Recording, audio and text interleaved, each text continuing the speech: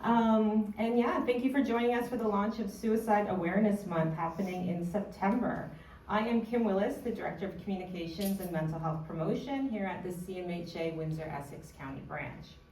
I respectfully acknowledge and express my sincerest gratitude to be able to gather, work, learn, and reside today in the traditional territory of the Three Fires Confederacy of First Nation, comprised of the Ojibwe, the Ottawa, and the Potawatomi peoples. This September marks a significant milestone, 10 years of coming together as a community with a shared mission to raise awareness, offer hope, and take action in the face of suicide. We are proud to kick off Suicide Awareness Month with a series of powerful events and activities, including our community walks on September 7th in Windsor, Lakeshore, and Leamington. You'll hear more about these today, but what matters most is why you're here. This month is about more than awareness. It's about honoring the lives lost, supporting those left behind, and strengthening our commitment to prevention and life promotion. Our message is clear. Help is here, hope is real, and healing is possible. The numbers speak, and so must we. To understand the scale of the crisis, I want to share some numbers with you. Over 4,500 Canadians die by suicide each year. That's 12 lives lost every day. In 2023, 3,811 people died by suicide. Still too many, but a sign that progress is possible. Men die by suicide nearly 3 times more often than women, while women are hospitalized more often for self-harm. Every year, 100,000 people attempt suicide, 250,000 people make a plan, and 840,000 Canadians experience serious suicidal thoughts. This is not just a statistic. These are real people, real families, and real pain. Now is the time for action. We've come a long way over the last 10 years and more in reducing stigma and encouraging conversation, but we know there's still more to do. Prevention is possible, and it starts with you, it starts with us. And these are some ways you can help. Be a life-saving connection. Anyone can be a caregiver and help someone stay safe, even just for now. Get trained. A portion of this year's $50,000 fundraising goal will go directly towards ASSIST, Applied Suicide Intervention Skills Training for frontline workers, an evidence-based program that does save lives. And support locally. Our Windsor-Essex Suicide Prevention Coalition is proud to use the Roots of Hope framework, Canada's first national community of practice for suicide prevention. And we're also excited that our own Windsor-Essex Ontario Health Team has endorsed this framework, aligning with our efforts to drive change together. This year we're inviting you to walk with us on September the 7th. And we're deeply honored to welcome a special guest who is also here this morning, virtually, Chad Kennedy of C2C, a Canadian first responder and advocate walking across the country to raise awareness for PTSD and mental health. Chad's story of resilience is a powerful reminder of the strength that lives within us all, and he'll be joining us, like I mentioned, today and at the walk on September 7th. So Chad, welcome. Thank you. Good morning. Good morning. So maybe just tell us a little bit about C2C and why you're doing all this walking. Sure. The idea came to mind August 2nd of 2020. I had my suicide plan, and believe it or not, with the help of Captain Morgan, on the way to end my life, in a drunken stupor, I decided to walk the country, and not only for me, my dad, who is a retired RCMP member with complex PTSD, and he's still here to tell his story, but I didn't want to let him down by ending my life, going through my challenges with PTSD. So I announced on social media that I would walk the country. Thankfully, we've got an amazing team behind us. But 2022 and 2023, we walked the country to raise awareness of post-traumatic stress and OSIs amongst our first responders and our veterans. And so we tackled the country once before, and now we're on the second mission. We started off in Newfoundland in April, and we're walking again. We'll end, actually, our end date in 2025 is with y'all in Windsor, so we're excited. And then next year we'll pick up again and we'll make our way from Ontario to Vancouver and the same mission. That's amazing. What have you learned along the way? The biggest thing I've learned is we're not alone, and you know, CMHA uses that. I've got the hashtag never alone.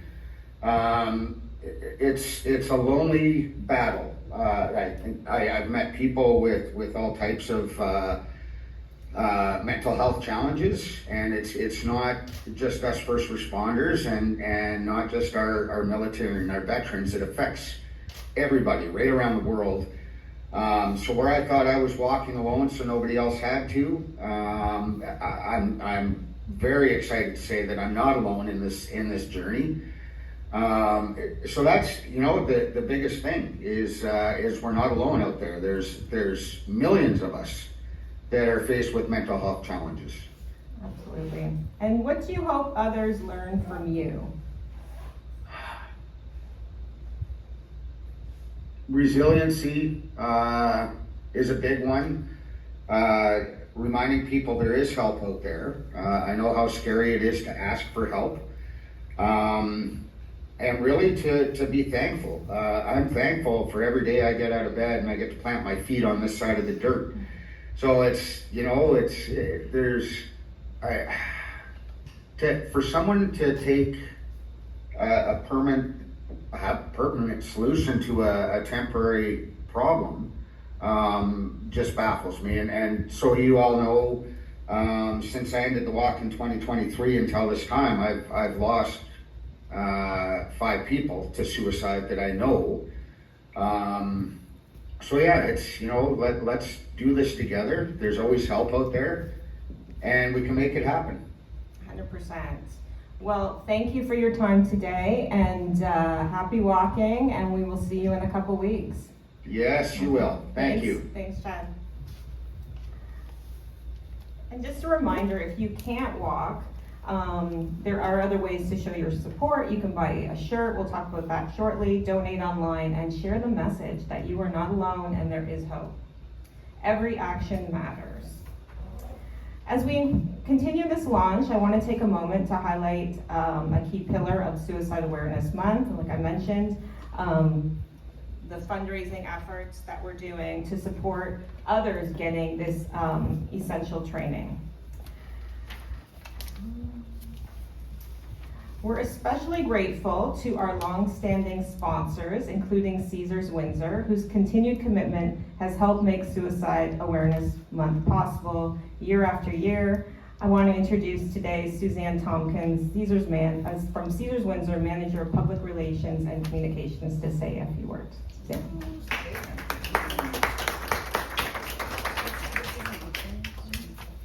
Thank you so much. It's an honor to be here.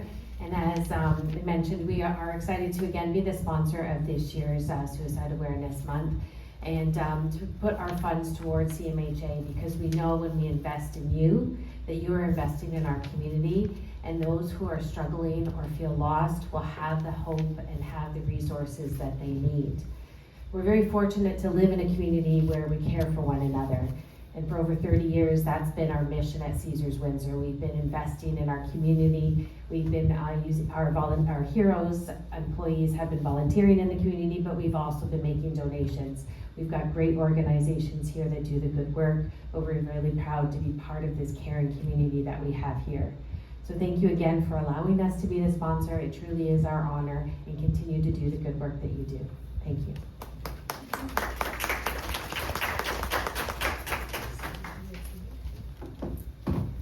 Suzanne, we are so grateful for your leadership and your compassion at Caesars Windsor, and we're fortunate to have you in our community. Now it's my pleasure to introduce someone who brings lived experience, empathy, and strength to this work every day. Amanda Best is a peer support worker in our bereavement program, and she supports individuals and families navigating grief after loss, and is a valued voice in our healing journey. Amanda.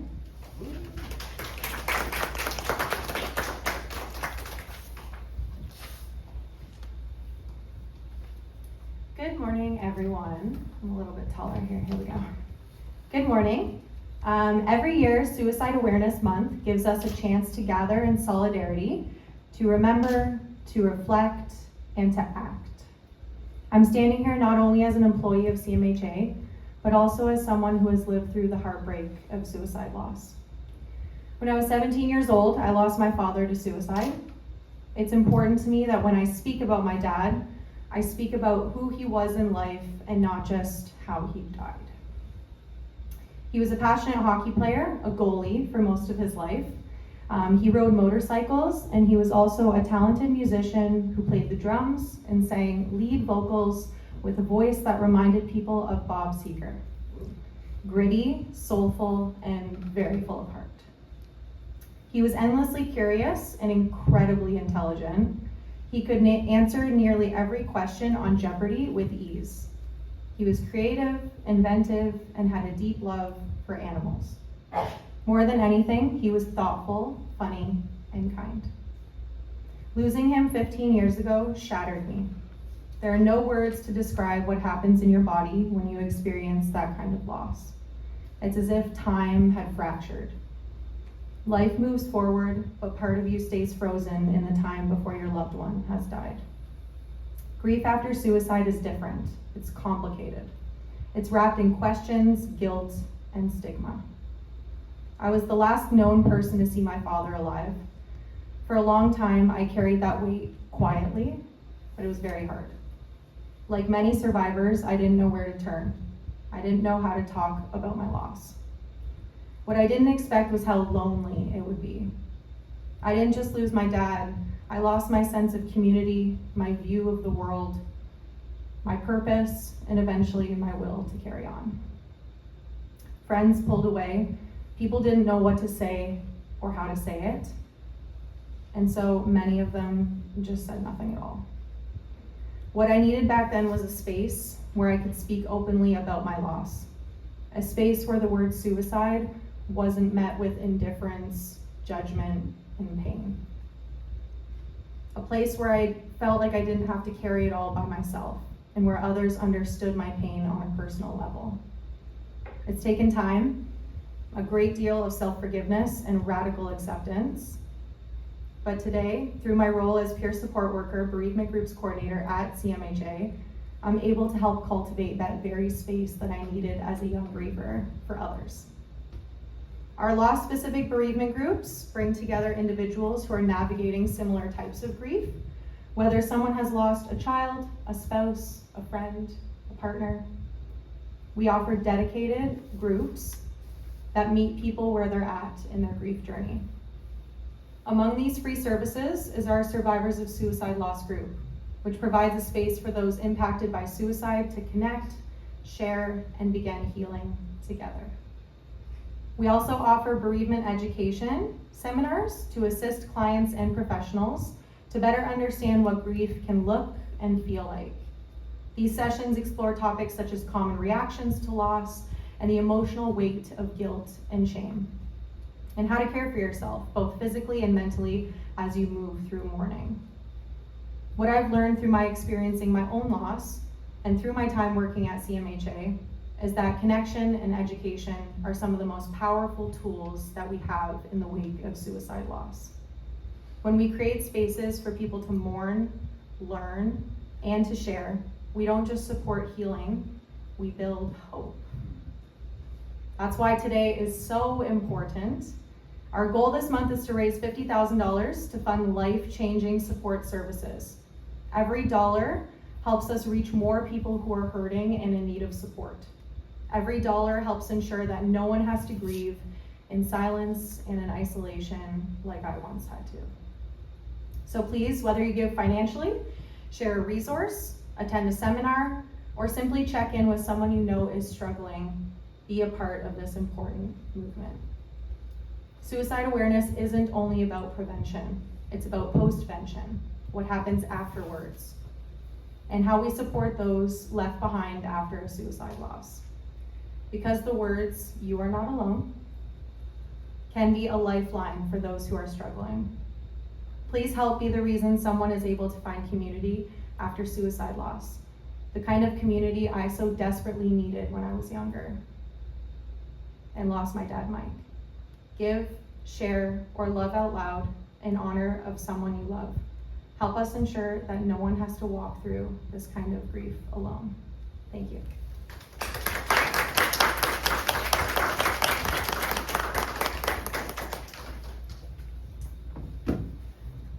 Thanks, Amanda. We really appreciate you sharing your story with us today and letting us know that hope is possible. I'm now honored to welcome Derrick Biso. Derrick is a dedicated advocate with Trans Wellness Ontario. He is an assist-trained participant and someone who brings professional insight and personal experience to the conversation around suicide prevention. Derrick.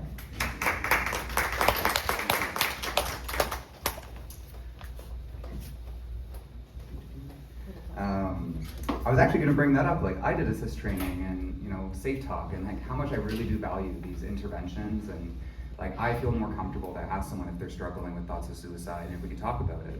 And it's certainly come into practice with the work that I do supporting teens and young adults and their families. And I'm so thankful for that, because literally it changed my life, and being able to help others kind of change their life, right, for the better. So a big thanks to that. The one other thing I want to say more candidly before I go to my written remarks is just, in this world right now, there's people I support where I understand why they think so much about suicide. And that's the worst part, where I can see how much they're struggling, trying to access supports, where nothing is meeting their needs. Everything is too acute. They're too sick or not sick enough. And they've been struggling for now thousands of days in crisis. I understand, and I've had to accept that I might lose my friend because of how reasonable it is, because they can't seem to get that help, and it's just trauma more than anything else. And I want that to change more than anything. So I just wanted to say that, because I understand what Chad said, but then doing the work I do and supporting people I support, I see where I've had to accept that sometimes I see why you would do that. I don't want it. I'm gonna keep telling you no. I'm gonna keep encouraging the other. But I can't tell you you're being unreasonable when it feels like it's just too much and you don't want to do it anymore. When you've been shattered daily for a long time, like in that language, right? Being shattered or shipwrecked. I get that. So I wanted to say that as much. I do have that hope, and I continue holding that lifeline of hope. But I'm like, girl, I get it. You know, I see it, and I don't want to try to invalidate what is understandable and reasonable that others will not validate, because they will never accept it for you, which is fair, because you never want to. But I digress a little bit there, but I appreciate the chance to be also a bit candid with, the feelings, right? When there is this personal and professional connection to the conversation and the work we're doing, and how every day it is, for me at least, with this one person in particular, trying to see them through to continue living, right? Even though it is such hardship. Well, I do want to say hello everyone, and happy Thursday.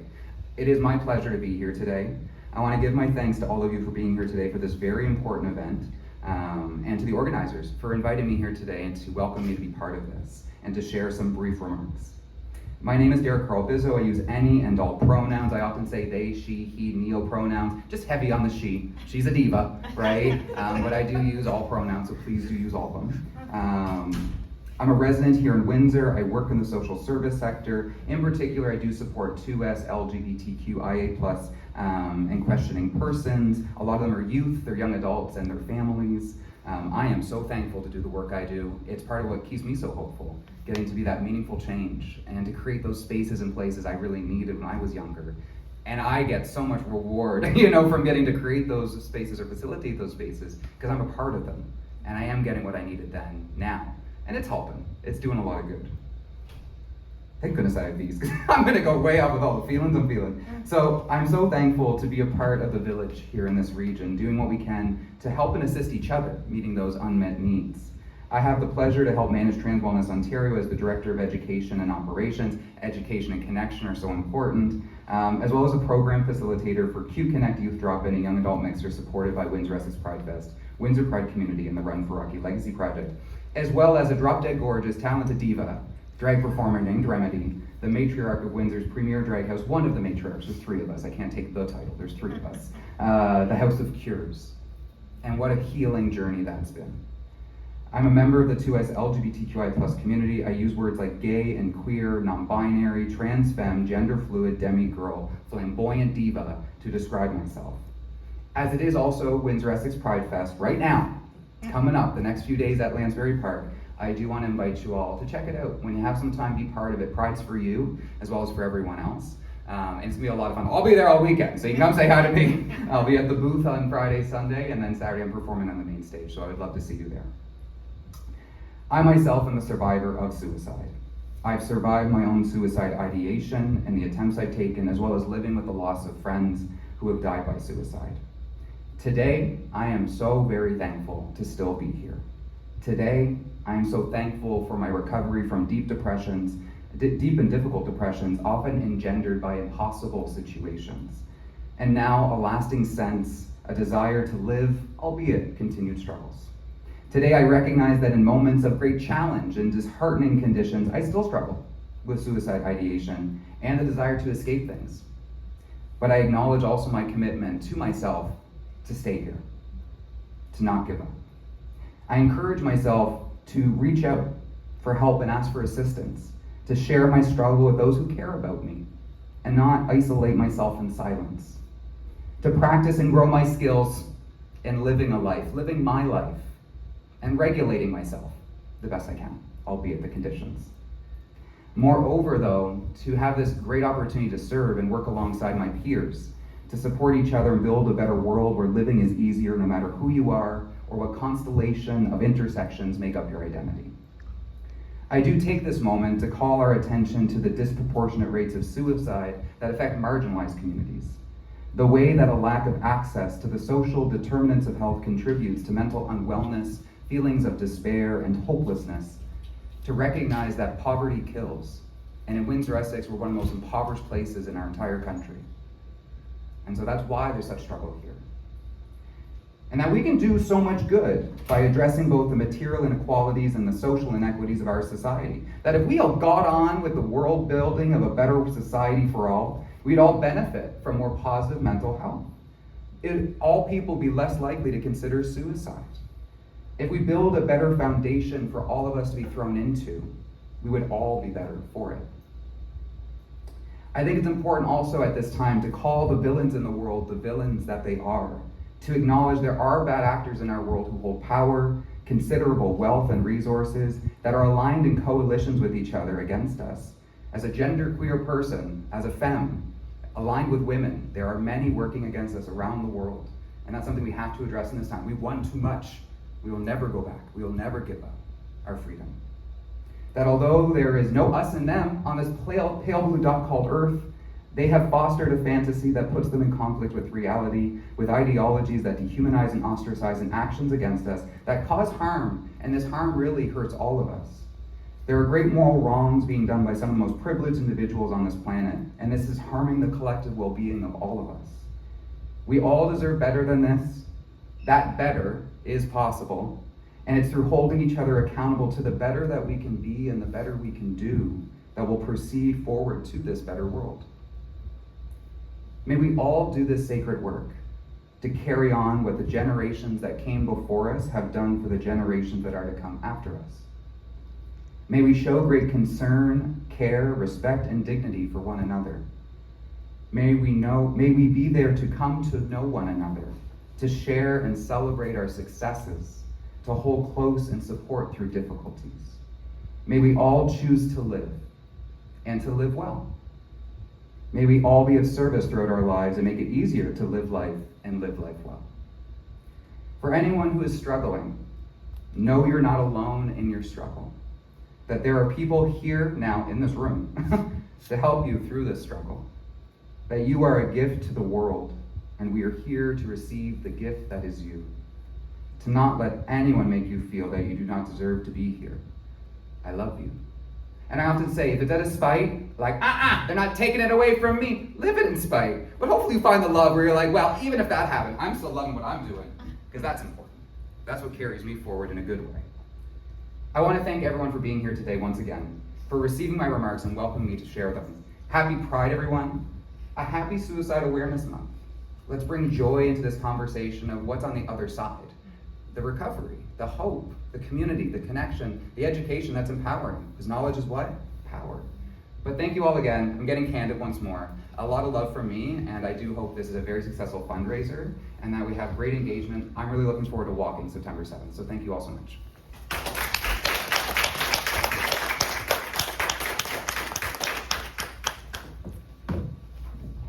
Well, thank you, Derrick. We really appreciate you sharing your story and such great messages of hope. So that brings us to the end. So thank you for being here this morning and being part of this important movement. You can find information about all of our Suicide Awareness Month activities on our website, windsor-essex.cmha.ca. So there's information about the walk, event listings, training opportunities, just information around suicide prevention, where to access help, how to access help. It's all on the website. So thank you again for standing with us and being part of a movement that is saving lives. So thank you and have a wonderful day.